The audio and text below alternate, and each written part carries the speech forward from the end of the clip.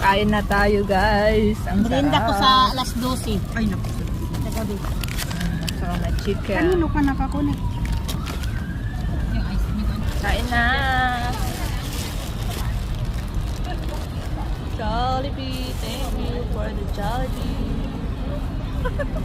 Sabihin mo naman kung nag-video ka.